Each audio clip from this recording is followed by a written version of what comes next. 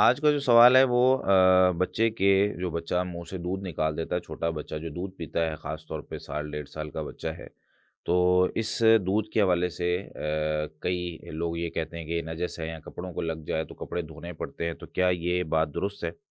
देखिए, इसमें ना उलमाए किराम के 2-3 आरा और 2-3 मौक़िफ़ मौजूद हैं, जिनमें से एक राय ये है कि जो कै होती है, यानी हमें उल्टी वग़ैरह आ जाती है, वॉमिटिंग होती है, तो वो नजस होती है।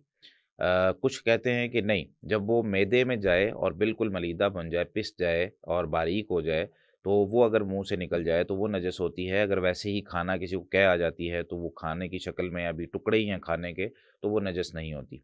तीसरा जो कौल है, जो सबसे सही मालूम होता है, वो ये कि जिसको इमाम शौकानी रहमतुल्लाह ने सैलुल जरार में और शेख अलबानी रहमतुल्लाह ने, शेख इब्न उसैमीन रहमतुल्लाह अलैह ने ज़िक्र किया। वो कहते हैं कि कै नजस नहीं है, क्योंकि कहीं भी अल्लाह ताला ने इसको नजस नहीं कहा। नबी सल्लल्लाहु अलैहि वसल्लम ने कहीं इसको नजस नहीं कहा। और दूसरा ख़ास तौर पे हाफ़िज़ इब्न क़य्यिम रहमतुल्लाह अलैह ने उनकी जो किताब है बच्चों के अहकामात के हवाले से, जब बच्चा पैदा होता है तो उन्होंने उस पर एक किताब लिखी है, तोहफ़तुल मौलूद बिअहकामिल मौलूद। उसकी सफ़ा 218 पे उन्होंने बड़ी ज़बरदस्त बहस की है।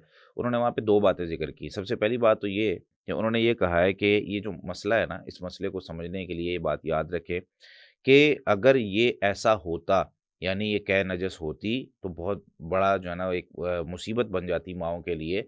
हालाँकि अल्लाह ताला जो शारे हैं, अल्लाह ताला है, अल्लाह ताला ने नबी करीम सल्लल्लाहु अलैहि वसल्लम के दौर में भी तो बच्चे पैदा हो रहे थे ना, शुरू से जब से इंसानियत है तब से बच्चे पैदा हो रहे हैं।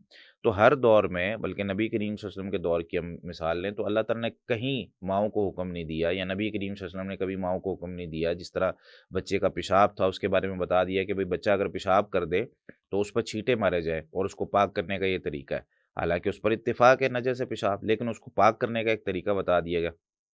ऐसे ही हाफ़िज़ इब्न क़य्यिम रहमतुल्लाह अलैह ने ज़िक्र किया है कि भई अल्लाह ताला ने कहीं मना नहीं किया, किसी माँ को हुक्म नहीं दिया और बताया नहीं कि ये नजस है, इसको पाक करने का ये तरीका है, अपने कपड़ों को धो लो या बच्चों को नहलाओ बार-बार। और ये एक जो है ना बड़ी मसले वाली बात भी बन जाती है कि बार-बार बच्चे अगर दूध निकाल रहे हैं मुँह से, तो उनको जो है ना वो नहलाया जाए और उनको उनका मुँह धोया जाए। और बच्चे कर भी नहीं ना सकते, वो अपने अंदर से किस तरीके से अपने मुँह की सफाई करेंगे। बड़ा तो चलो कुली करके, गरारे करके जो है ना वो कर सकता है, लेकिन बच्चा किस तरह करेगा? तो ज़ाहिर-सी बात है माँ के लिए बहुत ज़्यादा मुशक्कत हो जाएगी।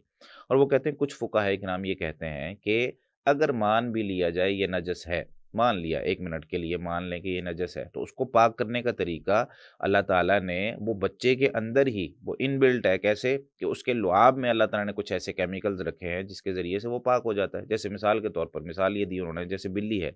अब बिल्ली का लुआब भी तो पाक है ना, बिल्ली का जूठा भी पाक है, सहाबाए किराम इस्तेमाल कर लेते थे अपने जो है ना घरों में पानी पड़ा होता था, तो आप सल्लल्लाहु अलैहि वसल्लम ने घरों में बिल्ली को आने-जाने से जो है ना वो मना भी नहीं किया और कहा कि कोई बात नहीं, इसका जो है ना वो जूठा भी पाक है।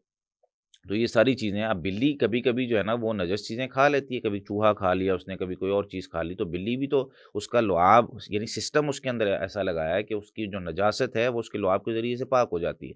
ऐसे ही बच्चा है, अगर मान लें कि ये नजस है, तो उसका लुआब उसको खुद ही पाक कर देता है। ये कोई ऐसी बात नहीं है जिसके लिए हम बहुत ज़्यादा परेशान हों, यानी अल्लाह ताला ने हमें बहुत वाज़ेह शरीयत के अहकामात बताएँ हैं, इसलिए माँओं को टेंशन लेने की ज़रूरत नहीं है। अल्लाह ताला हम सब के बच्चों की हिफ़ाज़त फ़रमाए। जज़ाकुमुल्लाहु खैर।